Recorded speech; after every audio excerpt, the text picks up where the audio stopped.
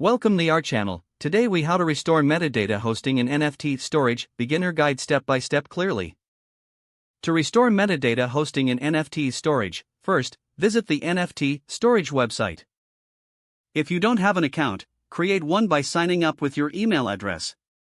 Once you have logged into your account, navigate to the dashboard. Locate the section for managing your NFTs. Select the NFT for which you want to restore metadata hosting. Check if the NFT has any existing metadata issues displayed. If there are problems indicated, click on the NFT to view more details. Next, access the Metadata tab within the NFT details. Review the current metadata to identify any missing or corrupted fields. Gather the original metadata that you want to restore. You can often find this in your initial NFT creation records or IPFS links.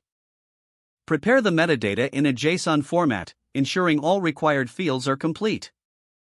Upload the restored JSON metadata file to IPFS or another supported storage service.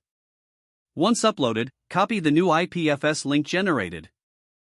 Return to your NFT details on the NFT.Storage platform. In the Metadata tab, look for the option to update or restore metadata. Paste the new IPFS link into the appropriate field. Confirm the changes and save your updates.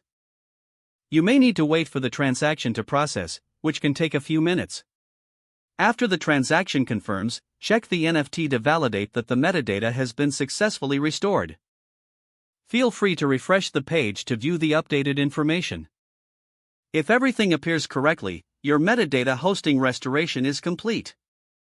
If the page does not load, refresh the browser or try again in a private or incognito window.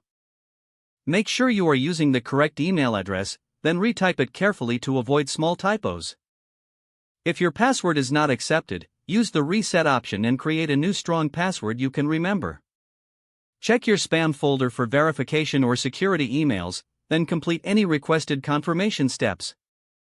Enable two-factor authentication if available to improve account security and reduce unauthorized access risk.